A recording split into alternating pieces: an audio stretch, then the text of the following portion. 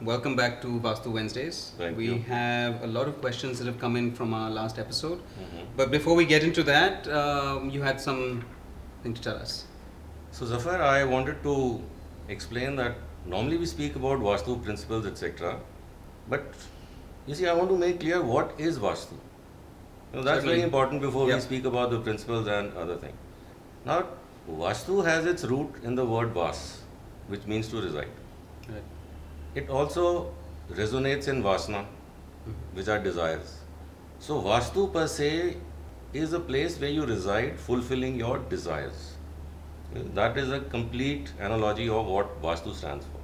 And I find that blending very well with the concept of pure home plus living. Because purity is what one wants when you are living in a home where you are fulfilling all your desires. Absolutely. And it is possible. It's not just saying, it is possible. Now we'll come to the questions which you. Okay. Question is how aligning your dining space with Vastu principles can enhance your meal's holistic health benefits? Very good question. You see, when we speak of dining space, what I have seen in the past is people normally have their meals in the bedrooms. So the assigned dining area is not really used. It's only used when there's a party or there's a get together or larger number of people. Right.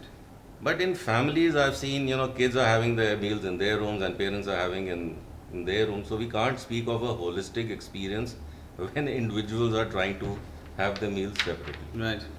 A holistic experience would come when the family sits together to eat. A. Yeah. There is no television. They are only concentrating on the food.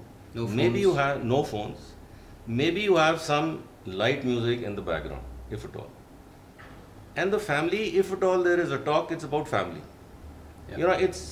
It's not that they are looking at their mobile phones because now they are sitting together, so kids are on their mobile phones and so are parents. There is no question of any holistic experience. Yep. But if they really want to have such an experience, then my suggestion is sit together, eat together, and look at each other and smile and be courteous and concerned about what the other person is eating. That would give the family a holistic experience of what eating is all about. Yeah.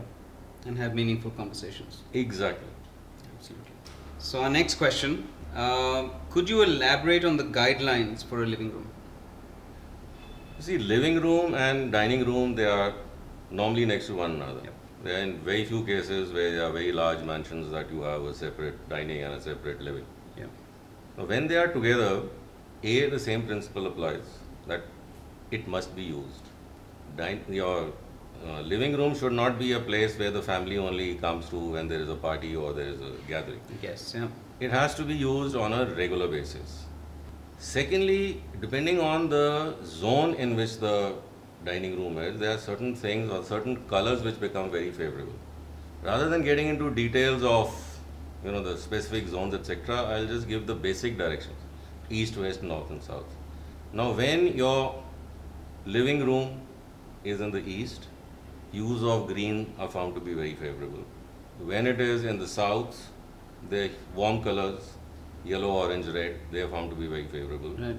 When they are in the west, then grey, white, blacks, they are found to be very favorable. And when in north, we have normally blue, any tone of blue or white is found to be very favorable. So these are the colors that you can incorporate in your, depending on the direction in which it is in your particular house. Awesome. And all these colors, of course, are available in our stores. Excellent, excellent. So our next question is, what are the best corners of the home to practice meditation in? Very interesting question. Understanding meditation is very important. That's a subject all in itself. A subject in itself. So when we say meditation, it is similar to concentration, but you're not really concentrating because you are only observing. You are observing your thoughts as they come and go. Right.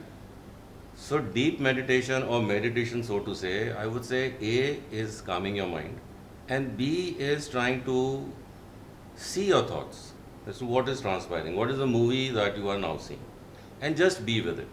That is meditation. And of course, the subject, like you said, is very vast, so one can really dive deep into it, but we'll not do it right now, we'll do some other time. Now, in terms of area of the house, you see, northeast corner or the northeast quadrant, so to say, is considered to be the zone of the mind.